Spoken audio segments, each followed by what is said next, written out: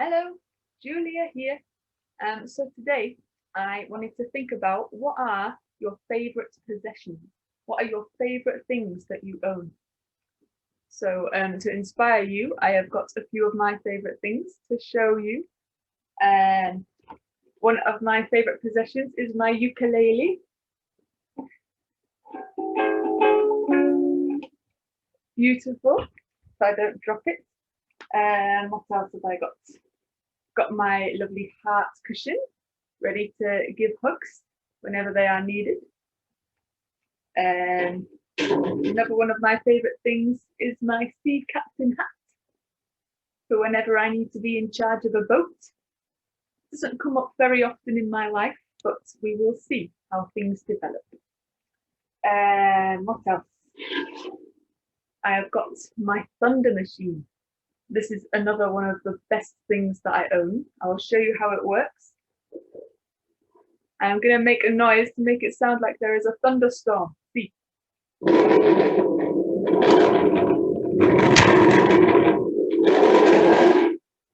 Oh, you can't see, but my cat is very impressed, and I hope that you are too. It's also got a picture of a lizard on it, which is another perk. Where's the lizard? There. A good lizard.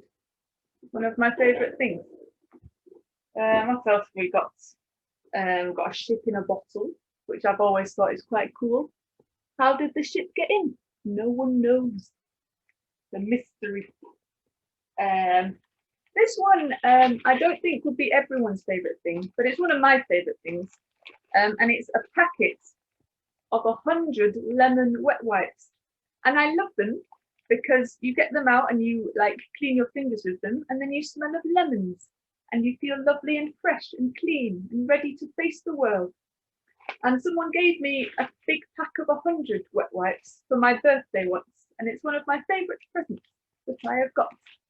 So another one of my favourite things. Speaking of favourite things, this list would not be complete without mention of one of my favourite people, which is the actress Julie Andrews.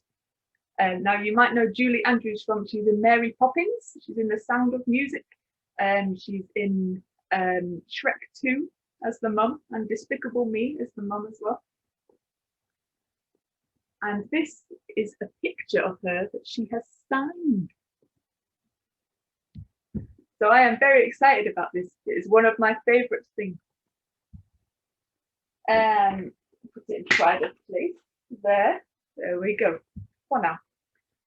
Right, and finally, my last favourite thing. This is a bit tricky to show you actually.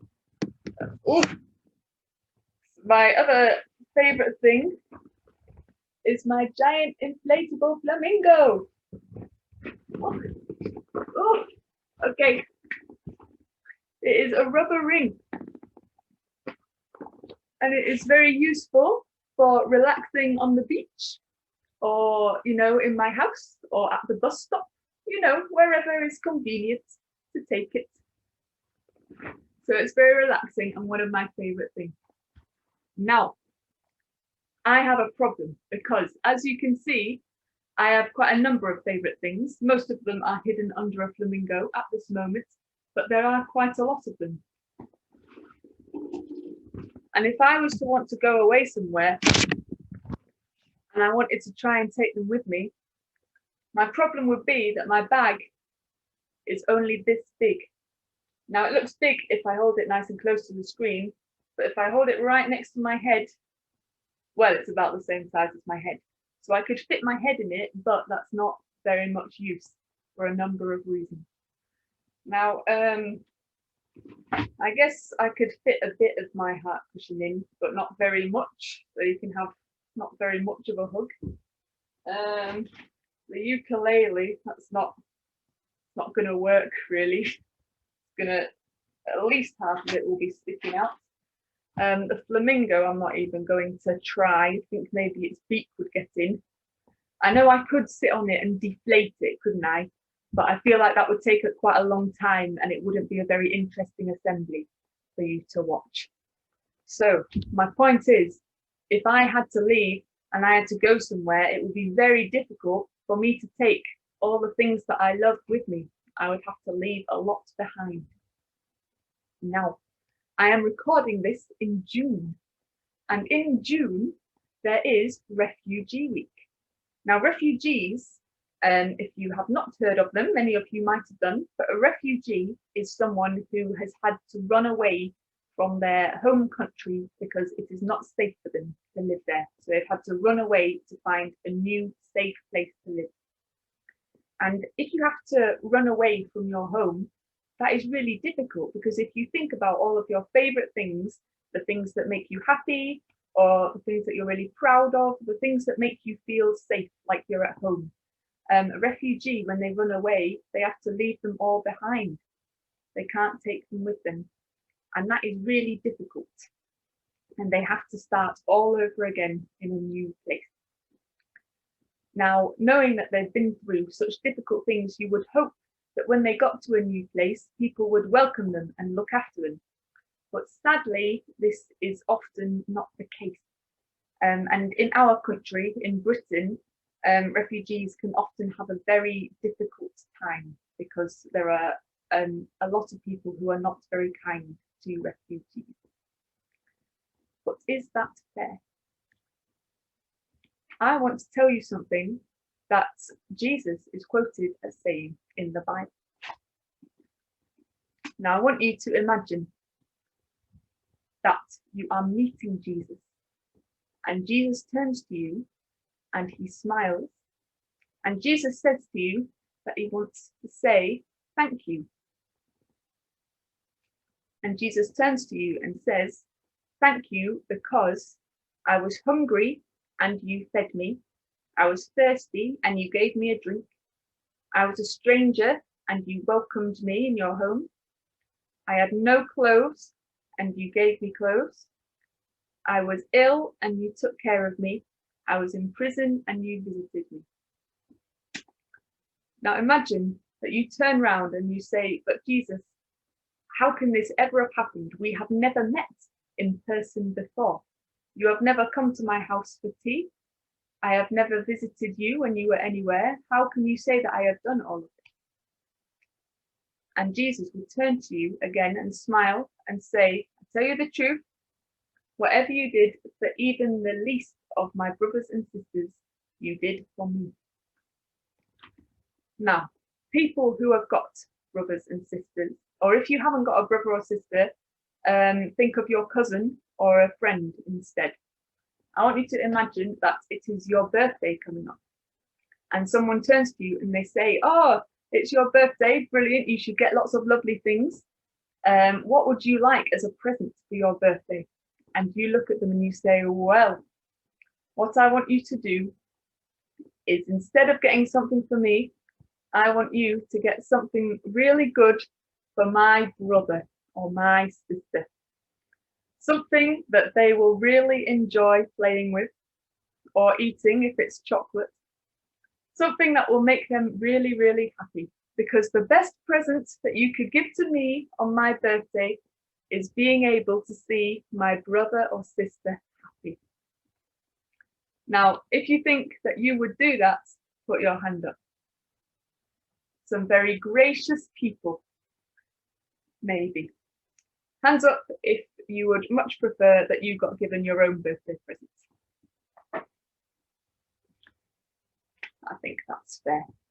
But this does not seem to be what it is saying.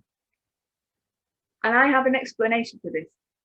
Recently, well, not that recently, a year or two ago, we did a surprise birthday party for my mum.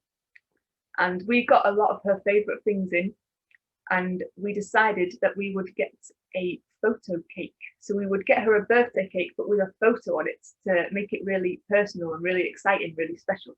But then we realised that my mum doesn't really like photos of herself. And so we thought, oh no, what can we get on this photo cake instead of a photo of my mum? And then we realised that what my mum does like photos of is my dad. And so we picked out a brilliant photo of my dad where he is actually driving a canal boat, weirdly enough. And he looks very majestic and like he is king of the canal. I will show you this photo. as it is very impressive and brilliant. My dad. Now, some people may have noticed that maybe this is actually not my dad. If I'm honest, my dad is quite humble and probably wouldn't want his photo all over YouTube. So this is actually a photo of Captain Birdseye, as you might have spotted by the fish fingers. But if you look at how majestic Captain Birdseye looks, that is how majestic my dad looked as well. Excellent. And so my mum really appreciated that because it was a photo of someone she loved. And so knowing that the people that you love are happy actually can make you really happy. And I think that is what Jesus is saying in this passage. So Jesus cares about people so much that the most important thing to him is that when people need help, we help them. Because Jesus said, whatever you do for even the least of my brothers and sisters, you did for me. So that means the people that other people might not say are that important, the people who aren't the most popular people, the people who don't have loads of money. Basically, Jesus is saying, if people need to be looked after, look after them. Now, there are so many people in Bradford that actually want to do that for refugees. So there are people who make sure that they can get food for refugees who need it, people who get them things for the house to make it more of a home, or even just simple things like pots and pans and duvets and things like that you need in the place that you live. There are people who do English lessons to help people with the language. There are all kinds of people who want to help.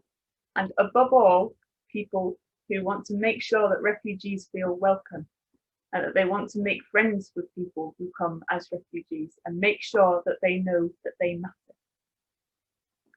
And because at the end of the day, that is what everyone needs. Everyone needs someone to be kind to them and to be a friend to them. And that is why a really important part of Refugee Week is celebrating refugees and all of what they have to offer to our community. I want to finish off telling you about this lovely refugee family that I met recently. So once a week, I help out with an organisation called Biosan, and we do deliveries of food and things at the moment to make sure that people are looked after. And one week, I went to meet this family to have a chat with them about something. And I just happened to have been given 3 little bunches of daffodils that I could give them just to cheer them up a bit, give them something to smile about. Now, this little family lived in a part of Bradford that I had not been before, and something that happens quite often happened, and I got lost on the way. I spend a lot of my life being slightly lost, and I think that's okay. But it did mean that it took me slightly longer to get to their house. So by the time I got there, I had forgotten about the daffodils. And so I went up and I knocked on their door and we had this chat. And they were a lovely little family. It was a mum and her 12-year-old son. And they were so warm and so friendly and 2 of the kindest people I have met. And we chatted for a while. And it was not until I turned to go that I remembered about the daffodils. And so I opened up my car and I got out these daffodils and I went back to the house and I knocked on the door again. And the 12-year-old boy answered it. And I said, sorry, I forgot, I have got these to give to you. And I handed him the 3 little bunches of daffodils. And this 12-year-old boy gives me this massive smile and he says, oh, thank you. And he takes them. And then what he does, even though this family, they hadn't been in Bradford very long and they didn't have very much. But what this boy did was he took one of the bunches of daffodils and gave it back to me. Because even though they hadn't been in Bradford ages, they didn't have very much, his first instinct was to share whatever he had and to give me some daffodils as well. And so I went off with a massive smile on my face as well. And so my challenge to you for Refugee Week is to try and find a way to be kind to someone else, to show people that they are welcome and that they matter. Now, it might be giving someone a smile when they need cheering up. It might be noticing someone who is on their own in the playground and including them. Just some way that you can show kindness to someone else. Okay, I'm going to finish off with a prayer. And if you agree and you like what I've said, then you can say Amen at the end if you want to. So, dear God, thank you that you care about each and every one of us, whether we're the most popular and what other people would say is important, or whether we're not so popular and don't have a lot of money or whatever. Thank you that you care whoever we are. And please help us to spot the people who need looking after and help us to look after them however we can. Amen. Okay, have a great rest of the day. See you later. Bye.